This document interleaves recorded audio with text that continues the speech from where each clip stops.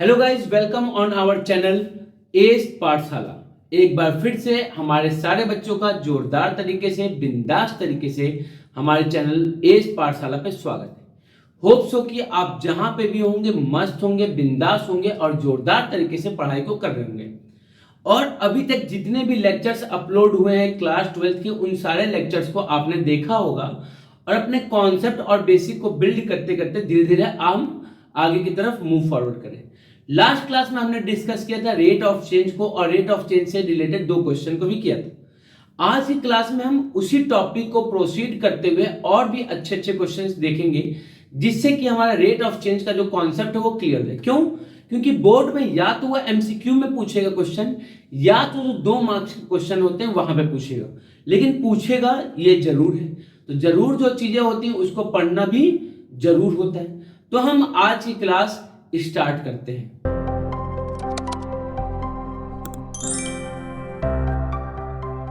तो आज की क्लास को हम एक शानदार और जोरदार क्वेश्चन के साथ स्टार्ट करते हैं।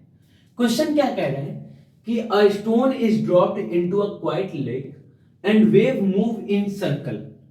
एक मान लीजिए नदी है, कभी नदी उदी में गए होंगे तो उसमें आपको खुरपेटी चढ़ी होगी, बाहर पत्थर रखा होगा, आपको मन क्या होगा कि इस पत्थर को नदी में फेंकते हैं।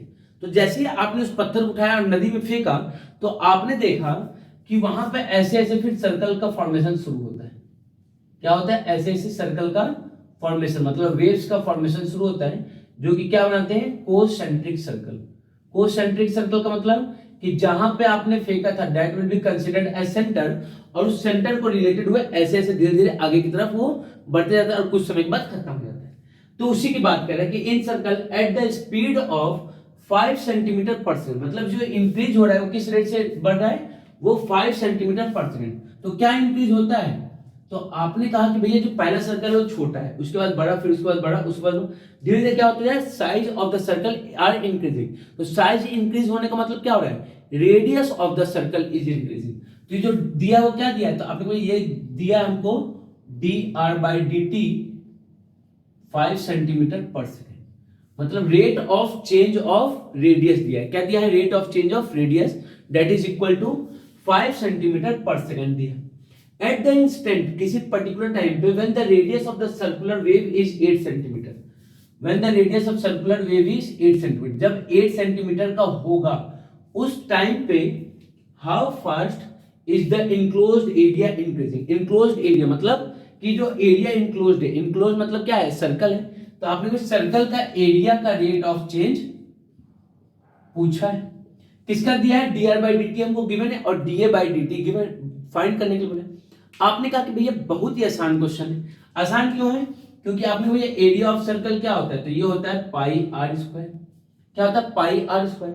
हमको d a by D t find करना है। दैट मींस कि we have to differentiate both side with respect to, differentiate with respect to t. T के रिस्पेक्ट मतलब टाइम के रिस्पेक्ट में डिफरेंशिएट करेंगे तो क्या होगा? तो आपने कहा भैया d a by D t जो होगा that will be equal to pi, और आर स्क्वायर का डेरिवेटिव 2r और r का derivative D r by D t हो जाएगा।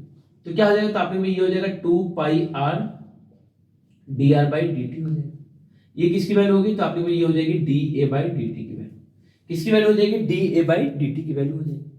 हमको कब चेक करना है? तो आपने हमको चेक करना है r is equal to 8 centimetre. हमको एक पर्टिकुलर कंडीशन दिया है, कब? r is equal to 8 centimetre पे। तो r is equal to 8 centimetre पे देखते हैं तो d a by D t 2 pi, r की वैल्यू है 8 और d r by D t की वैल्यू तो गिवन था दैट इज 5, और क्या है? डी है ना, तो आपको ये इसका क्या हो जाएगा? सेंटीमीटर स्क्वायर पर सेकंड। तो कितना हो जाएगा? 2 8 जा 16, 16 5 जा, तो आपने 16 5 जा 80, 80 पाई सेंटीमीटर स्क्वायर पर सेकंड। 80 पाई सेंटीमीटर स्क्वायर पर second, this will be equal to 80 pi centimeter square per second. This is rate of change of area enclosed by the circle. तो इस रेट से क्या हो रहा है? इंक्रीज हो रहा है एरिया। इस रेट से हमारा एरिया क्या हो रहा है? इंक्रीज हो रहा है। बात क्लियर है? होप सो कि समझ में आ गया होगा। और इस पे 2-3 क्वेश्चन करते हैं, सारे कॉन्सेप्ट से क्वेश्चन कर लेते हैं जो रेट ऑफ चेंज पे पूछता है, जिससे कि ये कॉन्सेप्ट आज की क्लास में एकदम क्लियर हो जाए। तो इस क्वेश्चन में क्या कह रहा है? A ladder 5 meter long is leaning against a wall. तो एक लैडर है और एक वॉल है, तो ये मान लेते हैं वॉल है, इससे एक 5 मीटर का लैडर जो है लगा हुआ है, 5 मीटर का सीढ़ी इससे क्या हुई है, लगी हुई है। The bottom of the ladder is pulled along the ground, pulled मतलब खींचा जा रहा है, कहां से, अवे फ्रॉम द, मतलब ये जो लैडर है इसको हम लोग इधर की तरफ खींच रहे हैं, क्या कर रहे हैं, इधर की तरफ खींच रहे हैं। तो ये बताइए जब इसको इधर की तरफ खींचेंगे तो क्या होगा, तो आप लोग इधर की तरफ खींचने के कारण ये क्या होगा, कुछ दूसरे डिस्टेंस पे चला जाएगा, यहां की जगह पे यहां पे आ जाएगा, और इससे क्या होगा, इसकी जो हाइट है ये भी क्या हो जाएगी, नीचे हो जाएगी। भाई पहले ऊपर थी, खींचा गया तो ऊपर से क्या हो जाएगा, नीचे आ जाएगा।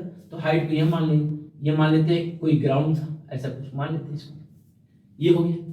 तो क्या हुआ, away from the wall at the rate of, rate में दिया हुआ है, रेट क्या दिया, 2 सेंटीमीटर पर सेकंड, मतलब जिस रेट से खींचा जा रहा है वो क्या है, तो 2 सेंटीमीटर पर सेकंड का रेट से हम इसको क्या कर रहे हैं, इधर की तरफ खींच रहे हैं। तो जब इधर की तरफ खींचेंगे तो इसकी हाइट क्या होगी, डिक्रीज होगी, हाइट क्या होगी, डिक्रीज होगा, और इधर की तरफ भागेगा।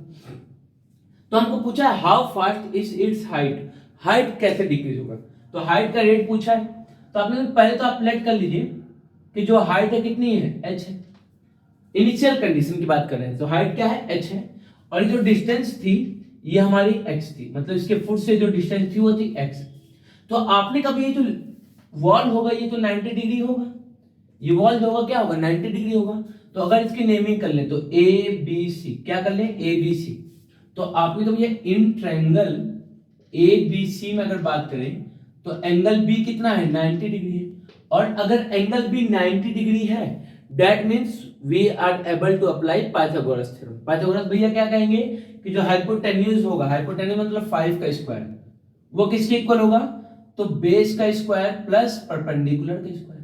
तो बेस कितना है, x है, और ये हो गया h। आपने कहा बिल्कुल बात सही है। अब क्या करेंगे, तो आपको क्वेश्चन में क्या बोला है, how fast is it's height on the world decreasing, height का रेट ऑफ चेंज बोला है, किसके रिस्पेक्ट में, टाइम के रिस्पेक्ट में। तो आपने को टाइम के रिस्पेक्ट में हाइट का अगर चेंज बोला है तो हम क्या करेंगे, हम इसको फाइंड करेंगे। तो फाइंड कैसे करेंगे, तो आपने को डिफरेंशिएट करेंगे both side, differentiate both side with respect to time, time के रिस्पेक्ट में डिफरेंशिएट किया तो 5 स्क्वायर कांस्टेंट है, कांस्टेंट का डिफरेंशिएशन 0, x स्क्वायर का डिफरेंशिएशन 2x, और t के रिस्पेक्ट में हो तो dx by dt हो जाएगा, प्लस h स्क्वायर का डिफरेंशिएशन 2h, और t के रिस्पेक्ट में हो तो dh by dt हो जाएगा। आपने कहा कि भैया जो dx by dt है यही तो हमारा 2 सेंटीमीटर था, 2 सेंटीमीटर पर सेकंड था, क्यों, यही तो x है, और x को ही क्या किया जा रहा है, इधर की तरफ खींच रहे हैं, तो x जो चेंज हो रहा है, x जो चेंज हो रहा है क्या हो रहा है, 2 सेंटीमीटर पर सेकंड हो रहा है। तो आपने भी यहां से dh by dt की अगर वैल्यू निकाल दो 2h dh by dt, ये प्लस है, दूसरे साइड जाएगा तो माइनस का 2x dh by dt हो जाएगा, और dh by dt की वैल्यू कितनी आएगी, तो आपने dh by dt जो है that is equal to -2x by 2h dx by dt, 2 से 2 कैंसिल आउट हो गया तो क्या मिल गया, -x by h, और dh by dt की वैल्यू कितनी थी आपने कोई 2, तो कितना हो जाएगा -2x by h dh by dt centimetre per second. आपने कोई माइनस साइन क्या शो करना है, तो यहाँ पे जो माइनस साइन है, ये जो माइनस साइन है ये किसको शो कर रहा है, डिक्रीजिंग को शो कर रहा है, किसको शो कर रहा है, डिक्रीजिंग को। क्या डिक्रीज हो रहा है, तो आपने हमने dh by dt फाइंड किया, तो dh by dt क्या था, हाइट था, तो हाइट क्या हो रहा है, डिक्रीज हो रहा है, उसी को ये शो कर रहा है। तो क्या x और h की वैल्यू पुट करेंगे, बिल्कुल पुट करेंगे, देखते हैं कि क्या गिवन है। तो गिवन क्या है, when the foot of the ladder is 4 meter away from the wall, मतलब ये जो x है इसकी वैल्यू गिवन कर दिया है, x की वैल्यू क्या है 4, x की वैल्यू गिवन कर दिया 4, तो आप लोग भाई h की वैल्यू तो फाइंड कर लेंगे, कैसे, तो पाइथागोरस वाले वैल्यू में पुट करके इस वाले इक्वेशन में, तो आप लोग इस इक्वेशन में पुट करेंगे तो 5 का square is equal to 4 square plus h square, 5 square 25, 4 का स्क्वायर है तो इधर आ जाएगा तो माइनस का 16 h स्क्वायर, तो h स्क्वायर कितना हो जाएगा, तो 9, और h की वैल्यू क्या आएगी, +-3। याद रखिएगा जब भी स्क्वायर रूट में ओपन होता है तो प्लस माइनस दोनों आता है। हम लेंगे किसको, तो आपने को हाइट, हाइट क्या होती है, लेंथ, और लेंथ कभी भी नेगेटिव नहीं होती, तो किसको लेंगे, सिर्फ +3 को लेंगे, माइनस को क्या कर देंगे, हटा देंगे।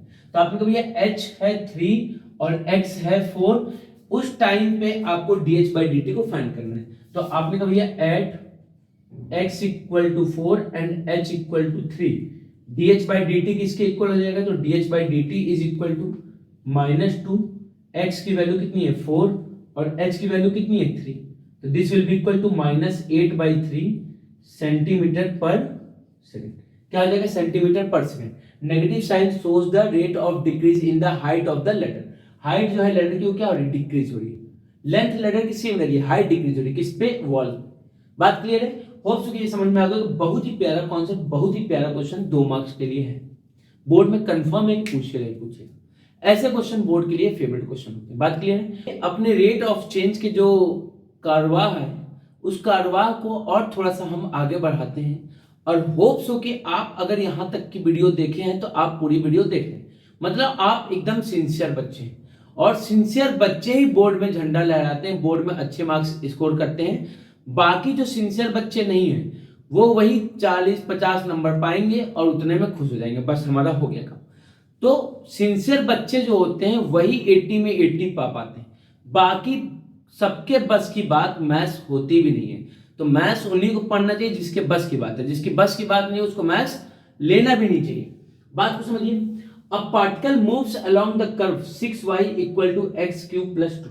तो आपने कभी, हमारा एक पार्टिकल है जो कि इस कर्व के अलोंग क्या कर रहा है, मूव कर रहा है। कौन सा कर्व है, तो 6y इक्वल टू x³ + 2 के अलोंग क्या कर रहा है, मूव करने दीजिए। Find the point on the curve. तो हमको क्या फाइंड करना है, पॉइंट फाइंड करना है। अभी तक वो पॉइंट गिवन होता था, अब क्या करना है, उस पॉइंट को फाइंड करना है। Find the point on the curve at which the y coordinate is changing. y coordinate क्या हो रहा है, चेंज हो रहा है। y कोऑर्डिनेट क्या हो रहा है, चेंज हो रहा है, changing 8 times as fast as x coordinate. तो y कोऑर्डिनेट चेंज हो रहा है, तो आपने कभी हमको क्या दिया, dy/dt, कि जो dy/dt हो 8 टाइम्स किसके, तो 8 times as fast as x coordinate. मतलब जिस रेट से x कोऑर्डिनेट चेंज हो रहा है उससे 8 टाइम्स ज्यादा तेजी से y के कोऑर्डिनेट्स चेंज हो रहे हैं। कितनी तेजी से, 8 टाइम्स ज्यादा की स्पीड से। तो हम लेट कर लेते हैं कि जो हमको पॉइंट फाइंड करना है, let the point B, point को हम x1, y1 मान लेते हैं कि जो हमको पॉइंट फाइंड करना है उसको क्या मान लिया, x1, y1। आपने कभी ये हमको एक रिलेशन दिया और ये कर्व दिया है। अब इस कर्व से हमको पॉइंट को फाइंड करना है, तो कर्व से पॉइंट को कैसे फाइंड करेंगे, तो आपने कभी सबसे पहले तो इसका रेट ऑफ चेंज फाइंड कीजिए। क्यों, क्योंकि रेट ऑफ चेंज में हमको रिलेशन दिया है। तो आपने कभी 6y का derivative dy/dt is equal to x³ का डेरिवेटिव 3x² dx/dt, और 2, तो रूल बट्टा सन्नाटा मतलब 2 का डेरिवेटिव क्या आ जाएगा, 0। तो आपने कहा 3 से 6 कटा 2 टाइम्स में, तो ये क्या आ जाएगा, तो 2 dy/dt is equal to x² dx/dt। आपने कहा कि भैया अब क्या करेंगे, तो अब क्या करेंगे, हम dy/dt की वैल्यू पुट कर दें। तो dy/dt की वैल्यू कितनी है, तो आपने कहा dy/dt जो है वो 8 टाइम्स ऑफ dx/dt, और ये क्या हो जाएगा, तो x² dx/dt हो जाएगा। तो आपने कहा dx/dt से dx/dt कैंसिल आउट हो गया, तो x² किसके इक्वल हो जाएगा, 16 के। तो x की वैल्यू क्या आ जाएगी, +-4। अब बच्चे यहीं पे गलती करते हैं, x² 16 लेके x को बस 4 लिखते हैं। भाई 4 कैसे होगा, +-4 होगा ना। अच्छा भैया कुछ कंडीशन है, नहीं भैया कंडीशन क्या है, x कोई पॉइंट है तो पॉइंट पॉजिटिव भी हो सकता है और नेगेटिव भी हो सकता है। आपने भैया x की वैल्यू होगी +-4। अब हमको क्या फाइंड करना है, तो y की वैल्यू फाइंड करनी है। हमको क्या फाइंड करना है, तो y की वैल्यू फाइंड करनी है। तो आपने कभी y की वैल्यू को कहां से हम निकालेंगे, तो इस इक्वेशन से। तो y क्या है, तो आपने कभी 6y जो है that is equal to x³ + 2। तो अगर x हमने 4 लिया, x को 4 लिया, तो 6y इज इक्वल टू 4³ + 2। तो 4 का क्यूब कितना होता है, 64, 64 + 2 66, 6y इज इक्वल, तो y की वैल्यू कितनी हो जाएगी, 66 से 6 को डिवाइड करेंगे तो क्या आ जाएगा, 11। तो y इज इक्वल टू 11 हो गया। तो कोऑर्डिनेट क्या मिला, तो आपने कोई कोऑर्डिनेट मिल गया 4,11, पहला कोऑर्डिनेट मिल गया। दूसरा कोऑर्डिनेट, तो आपने दूसरा कोऑर्डिनेट तब आएगा जब x को हम -4 लेंगे। दूसरा कोऑर्डिनेट कब आएगा, जब x को -4 लेंगे, तो क्या होगा, तो आपने कहा 6y इज इक्वल टू -4 का क्यूब + 2। माइनस का क्यूब होता है माइनस, और 4 का क्यूब कितना होता है, 64 + 2, -64 + 2, तो आपने कहा -62, ये किसके इक्वल हो गया, 6y। तो y की वैल्यू कितनी हो जाएगी, तो -62 + 6, 2 से कटा 3 टाइम्स में, 2 से कटा 31 टाइम्स में, तो y की वैल्यू कितनी होगी, -31/3। तो कोऑर्डिनेट्स क्या होंगे, तो आपने वही कोऑर्डिनेट्स हो जाएंगे -4, -31/3। तो आपने भाई हमारे दो पॉइंट्स मिल गए, एक पॉइंट मिला 4,1 और दूसरा पॉइंट मिला -4,31/3। तो ये जितने भी क्वेश्चंस थे रेट ऑफ चेंज थे, यही हमारे मेन क्वेश्चन। अब उस वुडके से क्वेश्चन को देखते हैं, क्या है वुडके से क्वेश्चन। क्वेश्चन ये कह रहा है the total revenue received from the sale of x unit of the product. कोई प्रोडक्ट है, उसके x यूनिट को सेल करने पे टोटल रेवेन्यू कितना मिला है, तो आपने कहा टोटल रेवेन्यू हमको जो मिल रहा है वो कितना मिल रहा है, तो rx से डिनोट है, that is equal to 13x square plus 26x plus 15।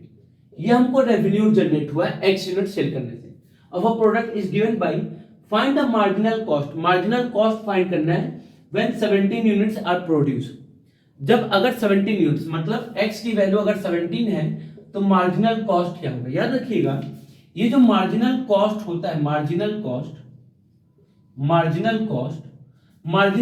जो होता है वो होता है rate of change of revenue cost with respect to x के रिस्पेक्ट में, t के रिस्पेक्ट में नहीं, जिसका ये फंक्शन होगा उसी के रिस्पेक्ट में हम डिफरेंशिएट करें। मतलब rate of change of revenue with respect to unit produced. तो x यूनिट प्रोड्यूस किया गया है तो उसके रिस्पेक्ट में हमने डिफरेंशिएट किया। तो डिफरेंशिएट किया तो क्या मिलेगा, 13x स्क्वायर का डिफरेंशिएशन 2x प्लस 26 और x का डिफरेंशिएशन 1 प्लस 15 का डिफरेंशिएशन 0। तो क्या हो गया, तो आपने कहा 26x प्लस 26, ये हमारा क्या हुआ, तो आपने कहा ये हमारा मार्जिनल कॉस्ट हो गया, MCX हो गया। ये क्या हो गया, मार्जिनल कॉस्ट हो गया। हमको किस पे फाइंड करना है, when x is equal to 17, तो आपने कहा 26 into 17 प्लस 26। अब कुछ बच्चे क्या होंगे, तो 26 को 17 से मल्टीप्लाई करेंगे, फिर 26 को प्लस करेंगे। क्यों करना भाई, 26 कॉमन है तो कॉमन लीजिए, क्या हो जाएगा 17 प्लस 1, तो कितना आ जाएगा, तो 26 into 18। डायरेक्ट आप 18 से मल्टीप्लाई कर दीजिए, बस बात खत्म हो गया। 18 से क्या कर दीजिए, डायरेक्ट मल्टीप्लाई कर दीजिए। तो 18 6 जा, तो आपने को ये 18 5 जो होता है 90 और 18 6 जा कितना होता है 106, तो 106 मतलब 6 हो गया, बचा कितना 10 और 18 2 जा 36 और 10 46, तो 46 क्या हो जाएगा, 46 रुपीज है तो 46 रुपीज हो जाएगा।